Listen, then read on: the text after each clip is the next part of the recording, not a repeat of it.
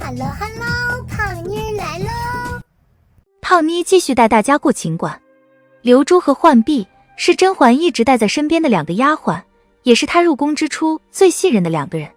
然而，当我们仔细观察后，就会发现甄嬛对流珠和浣碧的态度存在着细微的差异。从这差异中，我们可以判断出甄嬛的性格以及她后半生的命运走向。第一，甄嬛喜欢流珠胜过于浣碧。从感性层面来讲，甄嬛对流珠的喜欢一直胜过于浣碧。刚入宫时，甄嬛一时见不到流珠，就要问身边人：“流珠呢？”除夕夜里，当流珠抱怨自己长得不像甄嬛的时候，甄嬛赶紧哄着她说：“你贪玩的性子最像我了。”到御花园荡秋千的时候，甄嬛带着流珠；在圆明园避暑游园的时候，陪甄嬛在湖边泼水玩的也是流珠。流珠的性格和纯儿很像，又比纯儿多了一份勇敢坚毅，与甄嬛投脾气。在流珠身边，甄嬛总是最放松的，当然流珠也是让甄嬛最放心的。如果不考虑其他，让甄嬛在流珠和浣碧中选一个人，永远陪伴在自己身边，胖妮想，甄嬛一定会选流珠，而不是浣碧。第二，甄嬛为何对浣碧好过流珠？在甄府的时候，因为浣碧是甄远道的私生女的缘故，她的衣食用度就与寻常丫鬟不同，自然也在流珠之上。所以安陵容第一次进甄府的时候，会将浣碧认成甄嬛的姐妹。进宫之后，甄嬛因为知道了浣碧的身世，对她也是另眼相待。浣碧一个小丫头，很多时候穿的比安陵容这个正经小主儿还要华丽。连平常与甄嬛接触不多的曹琴墨，看到浣碧偷偷烧纸的时候，都会说：“你们小主儿不是最疼你吗？怎会不容许你在宫中烧纸钱？”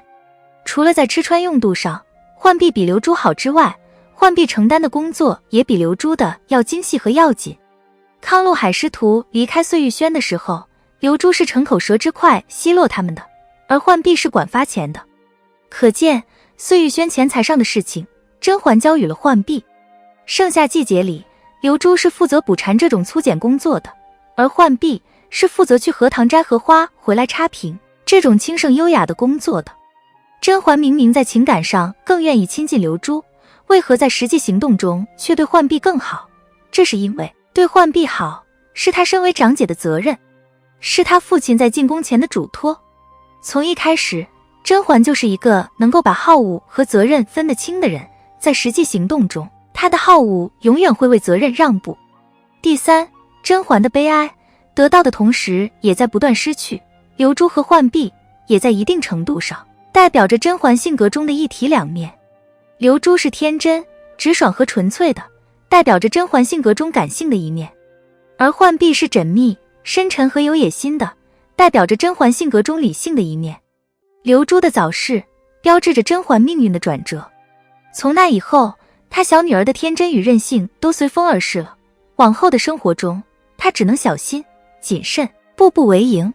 最终，甄嬛得到了最高的权力，得到了后宫所有人的膜拜，但同时，她也失去了纯妹妹、梅姐姐、果郡王等真心相待的人，失去了对人间真情的信任与向往，甚至失去了她自己。